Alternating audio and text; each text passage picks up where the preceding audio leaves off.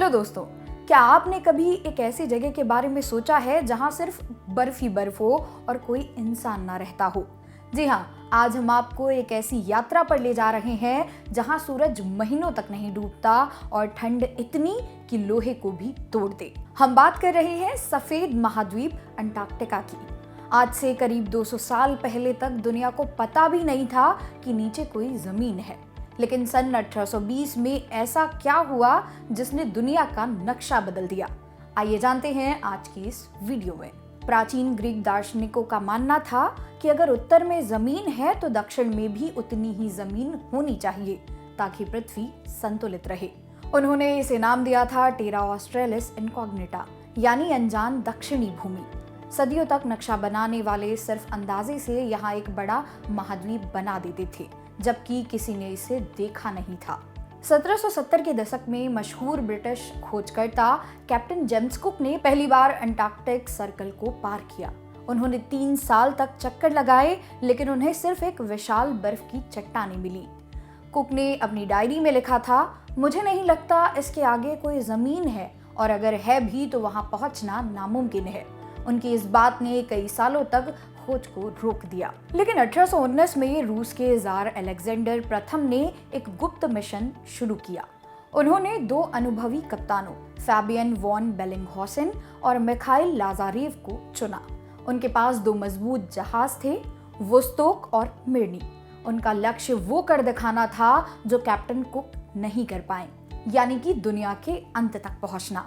महीनों तक कोहरे और तूफानों से लड़ने के बाद 27 जनवरी 1820 को बेलिंगहॉसेन ने दूरबीन से एक अजीब नजारा देखा।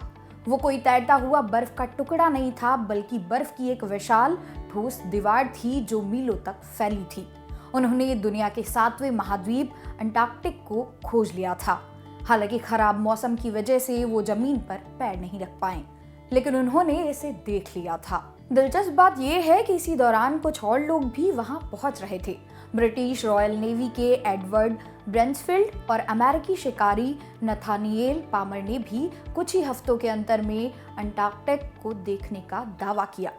आज भी इतिहासकारों के बीच बहस होती है कि असली खोज किसने की, लेकिन आधिकारिक तौर पर रूसी अभियान को ही सबसे पहला माना जाता है। स्टूडेंट्स, क्या आप जानते हैं कि अंटार्कटिका भारत से लगभग 4.5 गुना बड़ा है? यहाँ की बर्फ कहीं कहीं 4 किलोमीटर तक गहरी है। अगर यहाँ की पूरी बर्फ पिघल जाए तो दुनिया के समुद्रों का जल स्तर 60 मीटर तक बढ़ जाएगा।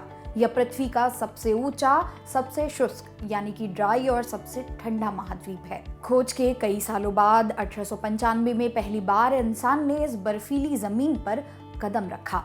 इसके बाद शुरू हुई साउथ पोल पहुंचने की होड़। 1911 में नॉर्वे के रोआल्ड एम्सन और ब्रिटेन के रॉबर्ट फाल्कन स्कॉट के बीच एक जानलेवा रेस हुई, जिसमें एम्सन ने जीत हासिल की और स्कॉट को अपनी जान गंवानी पड़ी।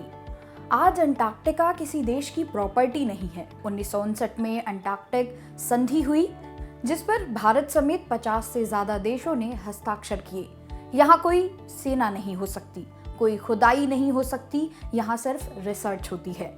भारत के भी 2 सक्रिय स्टेशन हैं, मैत्री और भारतीय, जहां हमारे वैज्ञानिक ओजोन परत और अंतरिक्ष पर शोध कर रहे हैं। अंटार्कटिका की खोज तो हो गई, लेकिन आज इसे बचाना बड़ी चुनौती है। ग्लोबल वार्मिंग की वजह से यहाँ की बर्फ तेजी से पिघल रही है। यह महाद्वीप हमें बताती है कि पृथ्वी कितनी सुंदर और कितनी नाजुक है। हमें इसे बचाना ही होगा। उम्मीद है अंटार्कटिका की यह 200 साल पुरानी कहानी आपको पसंद आई हो। वीडियो शेयर करें और चैनल को सब्सक्राइब करना ना भूलें। धन्यवाद।